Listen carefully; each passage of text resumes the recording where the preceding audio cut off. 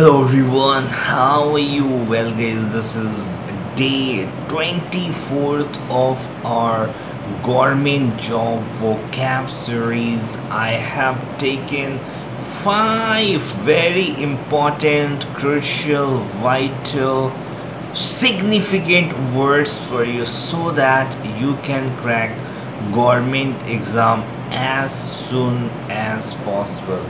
You know what? I have taken the words from SSC, banking, IAS, PCS, state exams, and other so many exams in a year. Government takes, right? Isn't it? So welcome you all to my channel. Here we go. The first word is pervasive. Pervasive is an adjective. What does it mean? What do you mean? I know one song is like, anyway, pervasive is an adjective. What does it mean? Wide spread इसका synonyms है. Wide spread भी बहुत commonly use करते हैं लोग as compared to, मतलब as far as talking is concern, as like speaking course और as like जो conversation is concerned, we use more often widespread instead pervasive.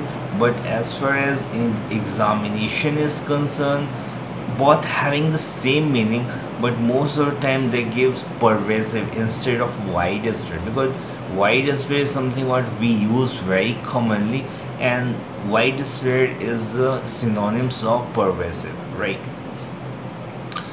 So pervasive, like COVID-19 is a disease pervasive everywhere, is a widespread disease. I mean, it's not only confined to India, it's not only confined to China, is you will find COVID-19 everywhere, right? So I hope you got it right. Second word is attuned. Attuned is an adjective. What does it mean? What does it mean? I would like to request to you all that whether you know the meaning of any word or not, at least try to recognize it and comment down below, so that you are at least, I mean, getting that you are at least close to that word or not. Basically what I mean to say is, right? Anyway, attuned means is an adjective. It means able to understand or recognize something. Able to understand or recognize something is what? Attuned.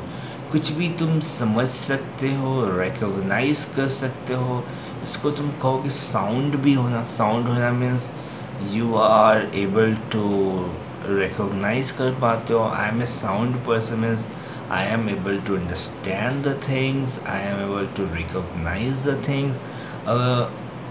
बहुत लोगों को हम unsound कहते हैं या mental disorder बोलते हैं. क्यों बोलते हैं? क्योंकि that person is not able to understand और that person is not able to recognise anything, right?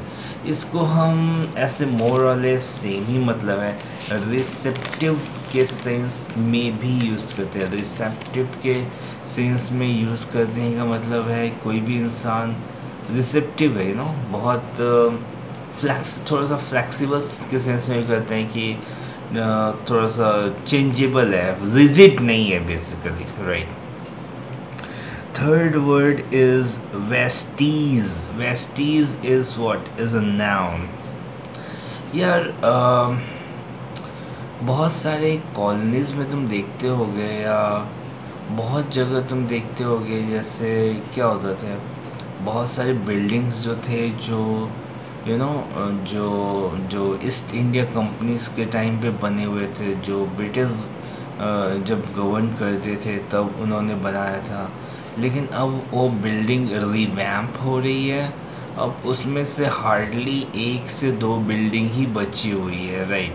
तो इसको हम कहते हैं वेस्टेज. मतलब कोई बहुत पुरानी चीज़ें, बहुत सारी चीज़ें थी उसमें से, वो चीज़ रिवैम्प होते होते या वो डिस्ट्रॉय होते होते बहुत एक स्मॉल फ्रेगरेंट में ही बचे हुए, स्मॉल पीसेस में बहुत स्मॉल एरिया ही बचा हुआ है, उस सेंस में हम यूज़ करते हैं the word Vestige, right. Fourth word is primitive. Primitive means क्या हो जाता है ऐसे primitive has many meanings, right. एक तो यार जैसे कि आज के टाइम पे जो लोगों की जीने की जो वे है, तरीका है, स्टैंडर्ड है, क्या 50 साल पहले भी वैसा था? नो। उस समय की लोगों की प्रायोरिटीज़ कुछ और थी, अभी के टाइम पे लोगों की प्रायोरिटी कुछ और है। तो व्हाट आई मीन टू से इज़ कि अभी हम थोड़ा सा सोफिस्टिकेटेड लाइफ जीते हैं। उस समय लोग एक प्रिमिटिव लाइफ जीते थे, एक उतनी फ्रीडम वाली लाइफ नहीं जीते थे। आज के टाइम पे we spend so much of our time on social media site like Facebook, Instagram, WhatsApp, this or that, 50 चीज़ें हैं। तो आज के टाइम पे बेसिकली हम कहने का मतलब है कि जो पहले के 50 साल पहले जो जीते थे वो एक प्रीमिटिव लाइफ जीते थे, एक ओल्ड लाइफ जीते थे जहाँ पे ज़्यादा स्कोप नहीं था। एक primitive means old, ancient, got it. इसका दूसरा मतलब होता है, अब वही दूसरा मतलब ही वही है, प्रिमिटिव लिविंग। आज के टाइम पे हम momos, Chinese, Thai, Italian, this और दैट खा रहे हो। उस समय लिमिटेड चीज़ थी, मतलब उतना परहैप्स 50 ईयर्स पहले 1950 1960 तक मोस्ट प्रोबेबली लोग ऐसे ही जीते थे, मतलब कुछ खास स्कोप नहीं था, दाल चावल खाना, दही, यही सब खाना, मतलब है ना। तो अभी के टाइम से अगर उसको करो तो अभी के टाइम पे बच्चों को बहुत, जैसे है कि या इट्स नॉट अबाउट जस्ट बच्चे, it's what like me as well, और इट्स व्हाट एनी पर्सन कि यार हमें वैरायटी चाहिए। We are so used to with varieties that अगर एक ही चीज़ 2 बार बन जाए तो मम्मी को बोलते हैं what is this is a primitive, we are living primitive life, unpleasant life है, इजंट इट? कुछ मज़ा नहीं आ रहा है। थर्ड मतलब वही है, मतलब कि अंडर डेवलप्ड है, मतलब अर्ली स्टेज ऑफ डेवलपमेंट है। अब इंडिया को तुम एक प्रिमिटिव डेवलपमेंट नहीं कहोगे क्योंकि we have already been after independence 70s we have already spended, so our development is not in primitive stage. हमारी जो प्रिमिटिव स्टेज ऑफ डेवलपमेंट मतलब अर्ली स्टेज ऑफ डेवलपमेंट के सेंस में हम देखते हैं। इसका चौथा मतलब क्या होता है? कोई इसका चौथा मतलब नहीं है। This is the end of the meaning, right. Last but not the least word is junk. Junk junk junk is a noun. इसका मैं एक बार इसका इंग्लिश में मीनिंग मैं बोलना चाहता हूँ। I understand the meaning of and I can tell you the meaning in Hindi, लेकिन एक बार मैं इंग्लिश में ज़रूर बोलना चाहता हूँ, है ना। Things that are considered to be of no use or value or of low quality. और हम क्या खाते हैं? Junk food. मतलब समझ रहे हो? Things that are considered to be of no use, कोई इसका यूज नहीं है, नो वैल्यू, कोई वैल्यू नहीं है, और of low quality. Junk food मतलब वो फूड जिसकी कोई वैल्यू नहीं है, कोई क्वालिटी नहीं है, कोई यूज नहीं है, उसके लिए तुम पैसे देते हो।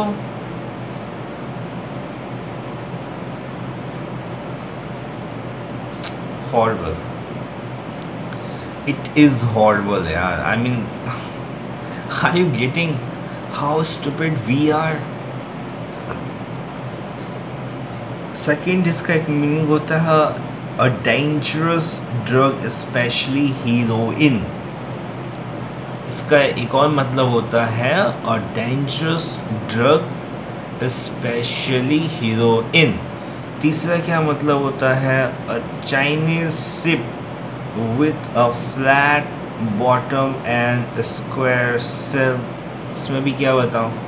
फोर्थ मीनिंग होता है a man's outer sexual organs,